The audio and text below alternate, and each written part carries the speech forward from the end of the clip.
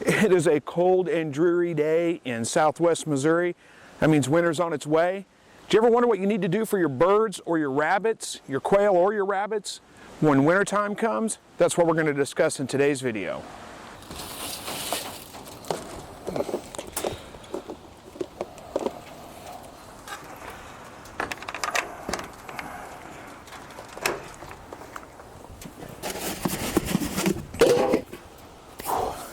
Hey guys, welcome back to another Slightly Rednecked video. Again, my name's Chris, and if you're not familiar with this channel, I help you to produce your own meat, eggs, and vegetables from your backyard, your balcony, your deck, your garage, or even a spare room in your house if that's the way you want to do it. And like I said, it's a little bit chilly out today. I shouldn't really call it cold. It is dreary, it's a little bit rainy. It's about 44 degrees, 43 degrees Fahrenheit, something like that. So it's not wintertime cold, but I'll tell you what, it is cold compared to what it has been, and I'm not acclimated to it yet, so I can definitely feel it. Which made me think, you know, many of you guys, I've addressed this topic before actually, but many of you guys are new to the channel, you're new to keeping your animals, you may not have seen those previous videos, so I thought I'd talk about it again. What do we need to do to prepare our birds, or our rabbits for that matter, for wintertime? Luckily, it's pretty simple.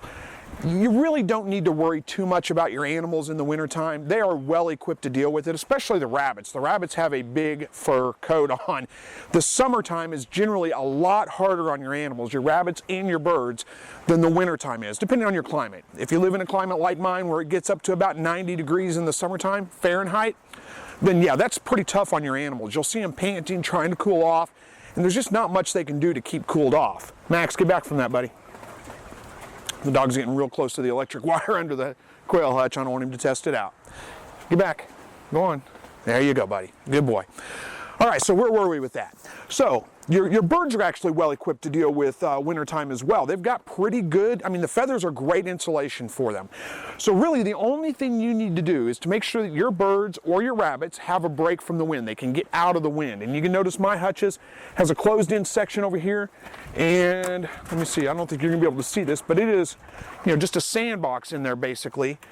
And it's closed up on the top. It's got a cover over the top. So that provides them, oh, hang on just a second. Where did my shovel go?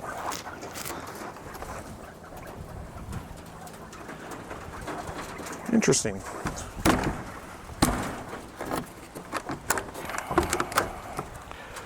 So that gives them a way to get out of the wind. And that's really all you need for them. The only other thing I got to do is, once we get to the part where, you know, it's freezing and it's going to stay frozen more than it's going to stay above freezing, I take the water bucket down, I take the watering system out, and I start watering them with buckets, or not buckets, but containers. I start watering in containers. And I will give you a hint on that. Let me see, I've got one in the other hutch. Let me grab one.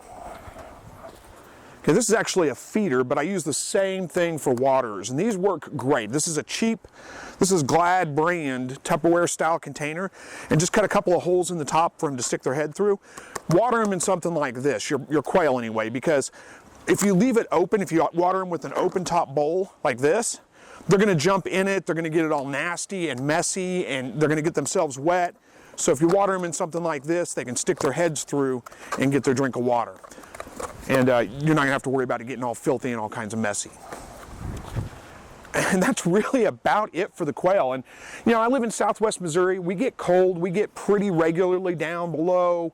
We'll have weeks on end where it doesn't get above about 15, 20 degrees Fahrenheit. And I know that's not as cold as some of the other areas of the country or some other areas of the rest of the world, that you guys may be living in an area where you think, oh my gosh, it gets incredibly cold here.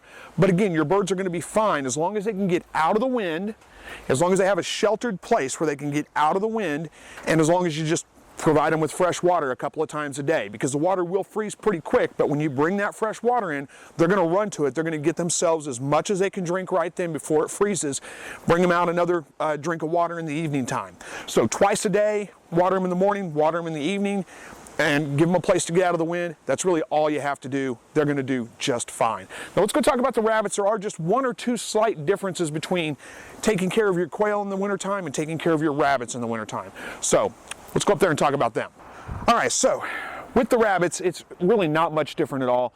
Pretty much the same concept in the sense that all I need to do is give them a windbreak. So what I do is I pull these tarps down, These tarps reach all the way to the ground. I'm not going to pull it out right now because it's kind of a pain, but they'll pull down, and then I peg them out here at the bottom, so they kind of sit at an angle like this, if that makes sense. I've got a walkway in between here.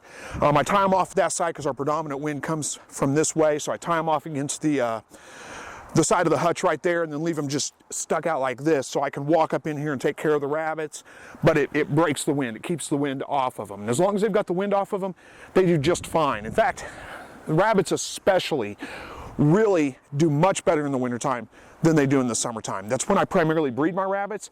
I've had rabbit babies born in below 0 degree Fahrenheit weather, and as long as she has them in the nest box, they do just fine. And conversely of that, I've had them born in the summertime and really struggled to keep them alive when the heat's above about 85 degrees. Babies just really struggle with that. The parents struggle with that heat as well. So now here is one difference though between the rabbits and the quail, is when I water rabbits in the wintertime, it's in one of these, and this is a hard rubber crock. I don't use a plastic container like those because rabbits will chew on just about everything. They so far don't seem to chew on these too much. I mean, I've had them chew on them just a little bit, but it's not bad.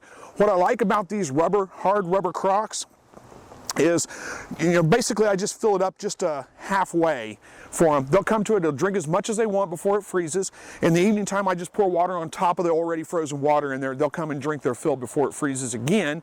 And then in the morning, I can knock the ice out of it. Now I don't have to worry about breaking these things. These things are great. Much better than ceramic crocks. I've got some ceramic crocks somewhere. I don't know if I have them up here.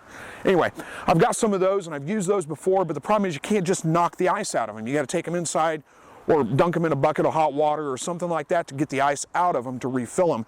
And these I can just knock the ice out, refill, and keep going about my day. And again, water them about twice a day, once in the morning, once in the evening. All right, so I know that many of you guys have been watching my videos for a long time. You already know this information because we talk about it fairly frequently, and I've addressed it in video before, but I felt like this was a good time for anybody that may be new to the channel or maybe new to raising animals and just found the channel. This is a good time to go ahead and address that for you in case you can't find those older videos that I've shot on those before. And we'll talk a little bit more as we go through the winter time about how I care for my animals in the winter if there's anything, but there's really nothing different than that. Give them a chance to get out of the wind, give them some water, fresh water a couple of times a day. That's all you need. They're pretty easy to handle in the wintertime. They do much better than we do with the cold weather. So anyway, hopefully you guys got something out of this video if you needed it. Thank you so much for watching, and as always, God bless.